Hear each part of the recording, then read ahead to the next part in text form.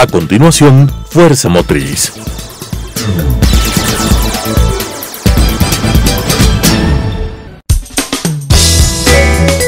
Clasificación A. Apto para todo público.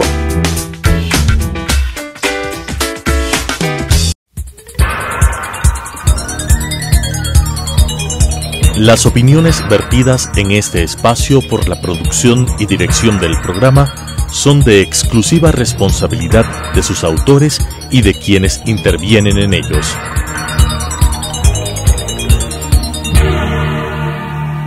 Telesucesos Canal 29 UHF presenta Fuerza Motriz, con temas de interés del sector automotor, estadísticas e industria automotriz, entrevistas a empresarios, curiosidades y consejos, con la conducción de Pablo Ordóñez y con el respaldo de AEADE, Asociación de Empresas Automotrices del Ecuador. Fuerza Motriz. Hola, ¿qué tal? Bienvenidos a su programa Fuerza Motriz, un programa de entrega semanal que trata sobre temas relativos al sector automotor, al medio ambiente, a la movilidad, a los problemas cotidianos de la ciudad de Quito, a los problemas que tenemos ustedes, nosotros. Este es un programa en coproducción con AEADE, la Asociación de Empresas Automotrices del Ecuador, y Canal 29 UHF, en esta coproducción que busca satisfacer esas necesidades que ustedes tienen de información fundamental alrededor del sector automotor. En esta ocasión nos acompaña un invitado muy especial, es el economista Mauricio Pozo. Él es economista de la Pontificia Universidad Católica del Ecuador. Tiene un título de máster en economía por la Universidad de Notre Dame. En su trayectoria muchos ya lo conocen, sin embargo recalco algunos aspectos fundamentales. Fue ministro de Economía y Finanzas en el gobierno de Lucio Gutiérrez, fue director de la Bolsa de Valores de Quito y también de la Cámara de Comercio de Quito, asesor económico de la Junta Monetaria entre el año 1988 y 1991 y también fue vicepresidente de Produbanco. Para las elecciones presidenciales del 2017, ustedes recordarán, fue candidato a la vicepresidencia del Ecuador junto a Cintia Viteri por el Partido Social Cristiano. Le damos la más cordial bienvenida al economista Pozo. Estamos hablando del tema de la movilidad y vamos a hablar también de la Alcaldía de Quito. ¿Cómo describes la situación, Mauricio, y bienvenido actual de la ciudad de Quito? Muchas gracias por la entrevista y la oportunidad de un poco transmitir algunos mensajes sobre estos temas. Bueno, la situación de la ciudad es una situación que yo le he ilustrado en algunas oportunidades como una suerte de montaña de problemas. Lamentablemente creo que se han venido acumulando a lo largo de los años una serie de situaciones que requieren una decisión, yo diría, de fondo y de forma, de manera urgente. Lo que yo no voy a hacer es dejar las cosas como están. Eso sí es algo de punto de partida, pongámoslo así, en la gestión. La situación de Quito tiene problemas en el ámbito de la movilidad, en el ámbito del transporte, tiene problemas en la contaminación de la ciudad, en la seguridad de la ciudad, en la dotación de servicios básicos, el tema de agua potable, el tema de alcantarillado, el tema de la dotación de fluido eléctrico, el retiro de basura de la ciudad. La gestión administrativa del municipio es ineficiente, hay una obesidad que no da los beneficios que requiere la ciudad. El ciudadano quiteño de nacimiento, de corazón que se llama, ha perdido una suerte de orgullo de ser quiteño, no se siente representado. El alcalde, que en el pasado era un referente donde estaba codo a codo defendiendo a la ciudad, haciéndole una suerte de representatividad al ciudadano, se ha perdido en los últimos periodos, o se convirtió en un vocero del gobierno, o por no quedar mal con nadie jugó a Dios y al diablo al mismo tiempo, y obviamente eso le dio una pérdida de autonomía y de presencia a la ciudad. Hay que recuperar ese espíritu que en el pasado se llamaba la quiteñidad, y obviamente los roles de la directiva de la alcaldía, del municipio, que son los concejales, tienen que volver a ser lo que siempre debieron ser y no perder, es decir, una suerte de consejeros del alcalde que le ayuden a tomar las mejores decisiones, que su función esté destinada a fiscalizar, esté destinada a legislar, una suerte de un directorio que le ayuda al alcalde, pero no espacios de poder donde cada uno tiene su metro cuadrado de autonomía que le ha hecho al alcalde perder su propia gestión, ha hecho una suerte de alcalditos y el alcalde un alcaldito más finalmente. Hay que recuperar eso y darle el rol que les corresponde, no el rol que han tenido en las últimas fechas, es decir, donde han gozado de beneficios administrativos del municipio. Me refiero a oficinas, carros, celulares, asistentes, asesores.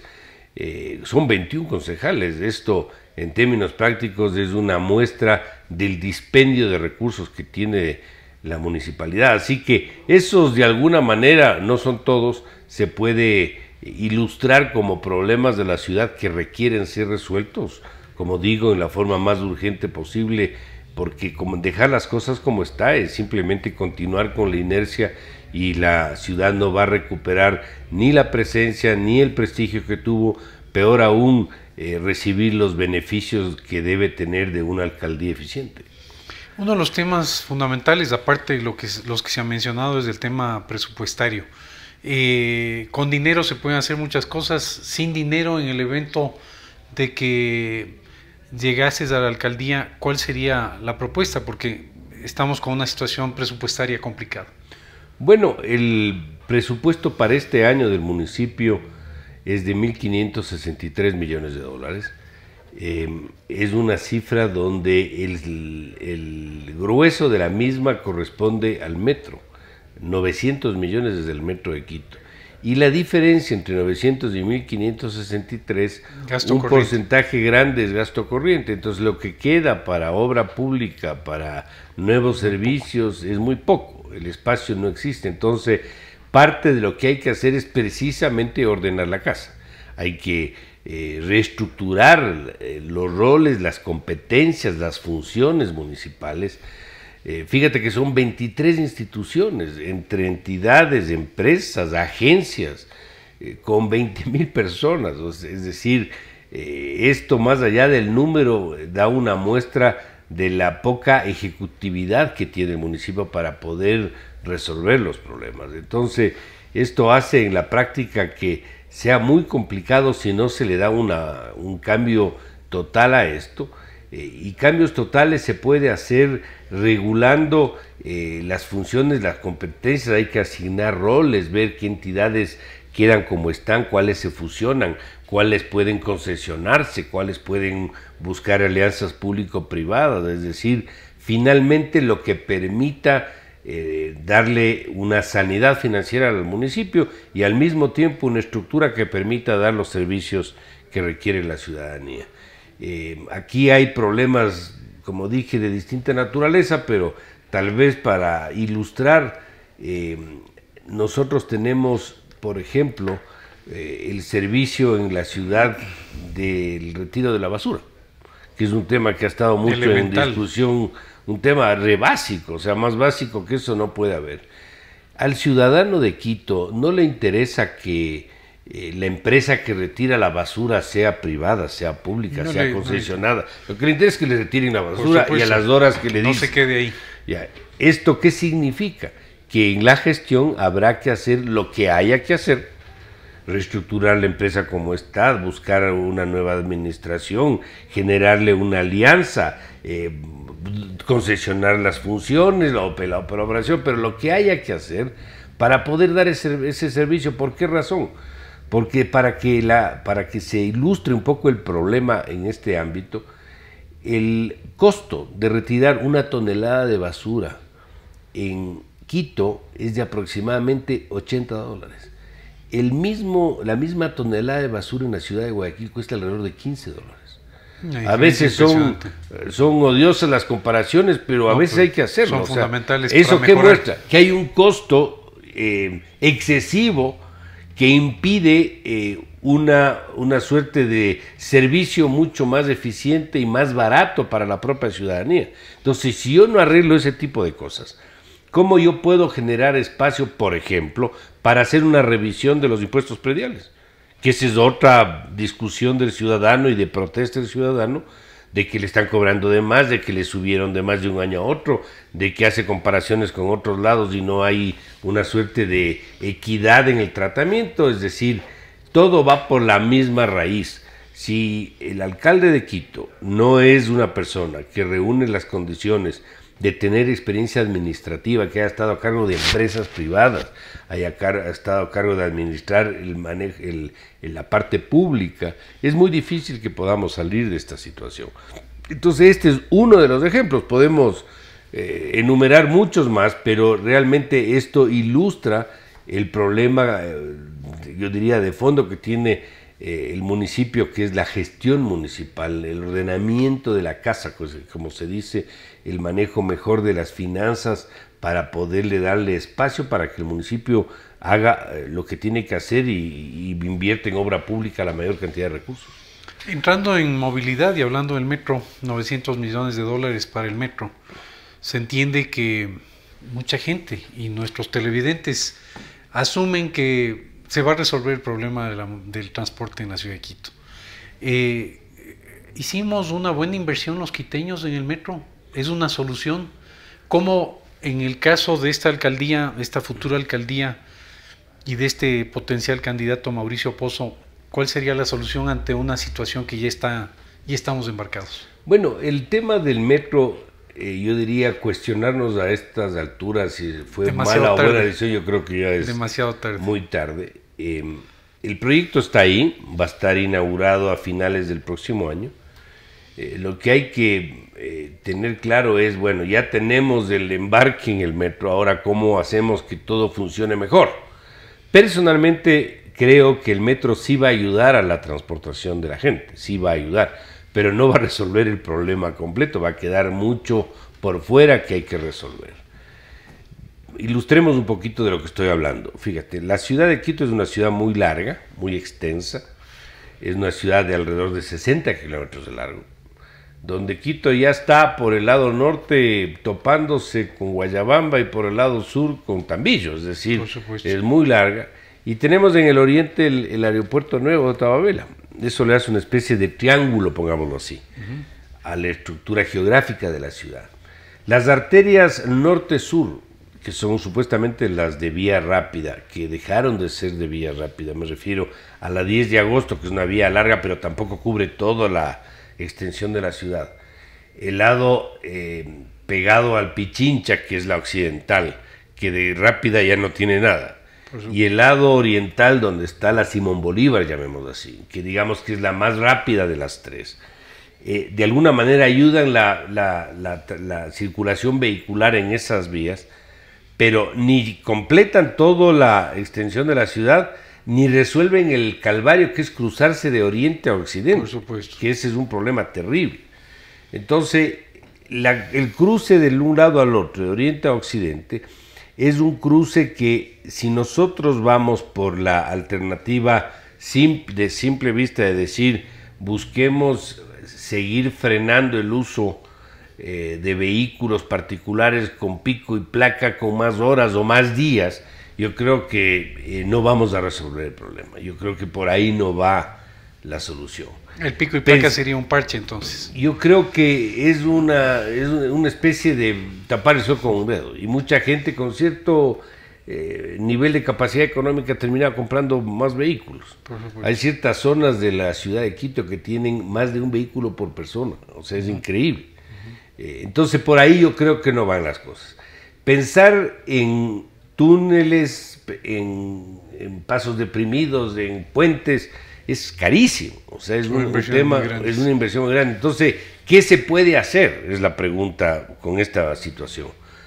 Aclaro que yo no soy experto en movilidad ni ingeniero de transportes, pero he conversado con gente que conoce del tema y hay asuntos también de criterio y de sentido común.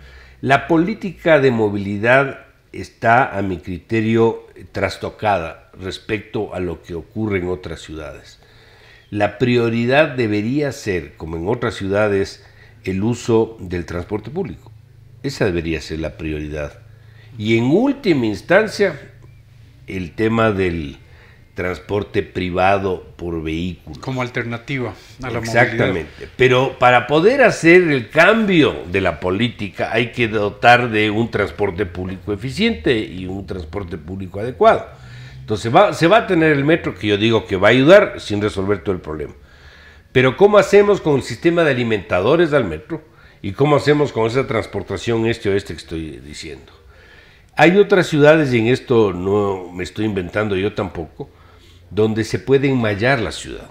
Es decir, ¿a qué me refiero enmallar? No poner mallas, sino poner lectores digitales a través de los TAC, porque los peajes tampoco, yo diría, están bastante obsoletos. Son cuellos de botella que se arman en las ciudades, donde haya lo que se llama en economía, y ahí es un poquito la parte económica, la creación de estímulos o incentivos o desincentivos para el uso del automóvil. Aquí me explico mejor. Si usted quiere meter su vehículo al centro de Quito, meta su vehículo al centro. Pero eso cuesta. Pero le va a costar.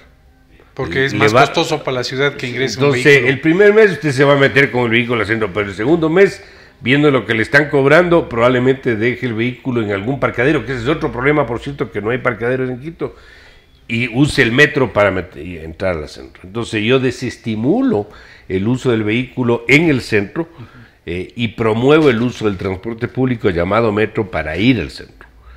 Esto ya ocurre en otras partes, en otras ciudades, en la ciudad de Nueva York. El costo del estacionamiento es muy elevado y uno decide ir en el metro. Yo creería, inclusive ejecutivos de alto nivel usan transporte público, porque es eficiente.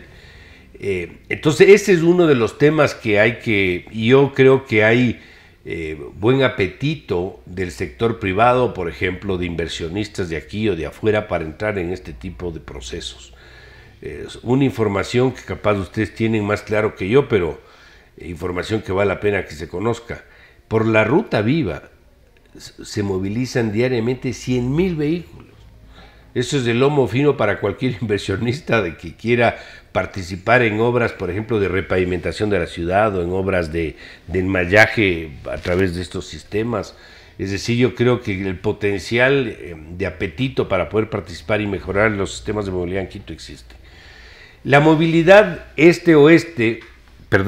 occidente-oriente, bueno, este-oeste igual, es una movilidad que yo no le veo de otra manera, y también he hablado con otras personas, que no sea pensar una alternativa elevada, es decir, transportación aérea, trenes. Alguien hablaba de la posibilidad, por ejemplo, de un tren elevado por la ruta vía que va por la mitad de los carriles de entrada, de subida y bajada, que no estorbe la movilidad tradicional, pero que facilite el uso del transporte, y que esto desemboque, por ejemplo, en paradas como el propio metro, y que es bastante más barato que meterse en un hueco bajo tierra o levantar. Mucho más económico. Entonces, tierra, ¿no? Yo sí creo que cambiando la política, buscando incentivos con participación privada, se puede lograr este tipo de propósitos.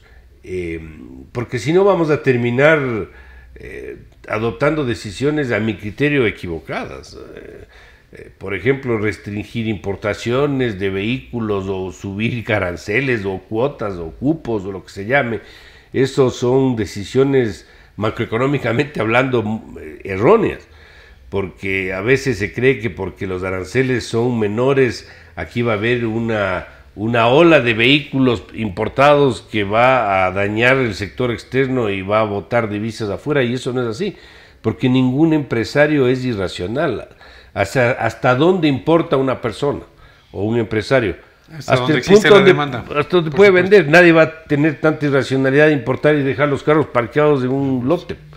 Entonces ahí el propio mercado genera sus propias restricciones de importación. Entonces no es sano pensar en este tipo de cosas, por ejemplo, para ayudar a promover el control vehicular en la ciudad. Entonces yo creo que hay estas otras políticas que se usan en otras ciudades, que yo creo que pueden ayudar a este tipo de cosas. El paso gradual de la transportación pública tradicional a un sistema eléctrico me parece que también es sano.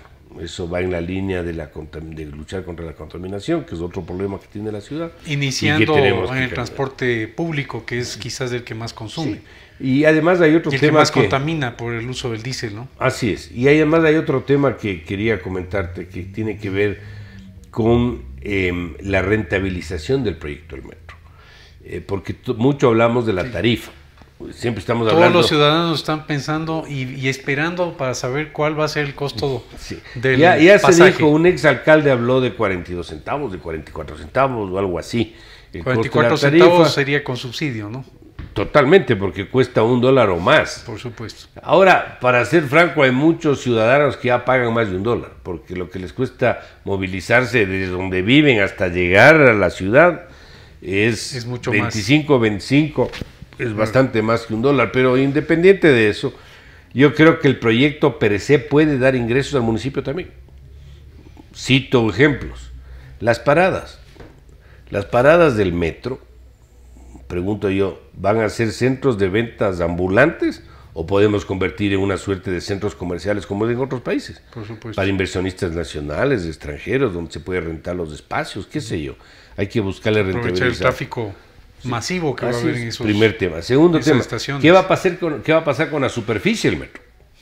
Es decir, el suelo que va hacia arriba o el techo del metro. Esa zona donde ahora circula el trolebús y el transporte tradicional. ¿Qué va a pasar? ¿Qué tratamiento se le va a dar? ¿Cuál es la valorización del suelo de eso? ¿Eso qué vamos a hacer? ¿Vamos a rentar? ¿Vamos a vender? ¿Vamos a posesionar? ¿Vamos a dar en comodato? ¿Qué vamos a hacer? Yo creo que también hay cómo sacarle ahí algún beneficio. Se debería entender que si el metro circula de norte a sur y de sur a norte, esas mismas vías de transporte público que están en la superficie deberían reemplazarse, deberían eliminarse. Bueno, no tengo la respuesta, pero no podemos dejarla en el aire. Eso hay que darle un tratamiento que sea rentable para la ciudad, que sea rentable para el municipio, para abrir los espacios para hacer la obra pública que todavía falta hacer. Son 12.500 kilómetros de circulación en calles y avenidas de la ciudad de Quito. Y la gran mayoría de esas calles tienen un problema de bacheo, tienen un problema de repavimentación. Hay que pensar quién va a hacer ese trabajito. Y eso cuesta plata. Entonces, hay que buscar reducir los costos, ordenando la casa, como digo, pero también hay que buscar rentabilizar algunos proyectos municipales como el que acabo de citar. Entonces, estos son algunos ejemplos, creo yo, en la parte de movilidad que se puede pensar, que se pueden hacer.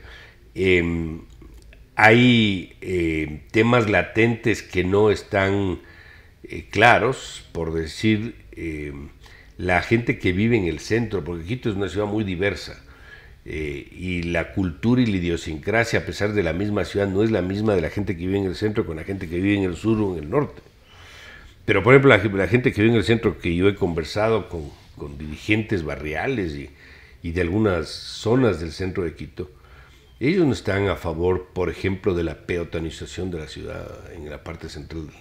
Entonces, porque le resta circulación y comercio. Ya, a pesar de que uno diría ayuda porque los vehículos pero dicen que no, que están vendiendo menos, que tiene una afectación de la ciudad, están en contra de todo el proceso de, pongámoslo así, de desculturización del centro de Quito, en zonas como La Ronda, por decirte un ejemplo, donde la parte gastronómica de los sitios de La Ronda era de comida nuestra, y ahora se ha convertido en la venta de comida de origen externo, es decir, como que se pierde la cultura ahí. En lugar de la empanada de morocho, ahora te venden un hot dog. Entonces, son temas que hay que trabajar y ver cómo empata esto con los proyectos de peatonización o no del centro de la ciudad. Entonces, son temas que todavía hay que analizarlos, discutirlos, involucrarle a la ciudadanía, porque un tema de la gestión municipal, si algo es importante, es que la ciudadanía participe en las decisiones, que a veces tiene las soluciones, por cierto. Los que más saben los problemas de las parroquias, de los barrios, son los que viven ahí, porque el burócrata municipal sentado atrás de un escritorio es difícil que pueda conocer todos los problemas que se pueden ver. Por supuesto, muy bien, nos ha resultado tremendamente corto el programa, nos quedaron como 4 o 5 preguntas. relativas a la movilidad y a las propuestas del economista Mauricio Pozo, quien está como candidato a la alcaldía de la ciudad de Quito. Muchas gracias, Mauricio, por la intervención. Estoy seguro que muchos de ustedes tienen temas pendientes y, por cierto, entonces extendemos una nueva invitación para otro programa con el cual podremos complementar este diálogo muy abierto. Muchas gracias por su presencia y gracias a ustedes por su atención. Las opiniones vertidas en este espacio por la producción y dirección del programa son de exclusiva responsabilidad de sus autores y de quienes intervienen en ellos.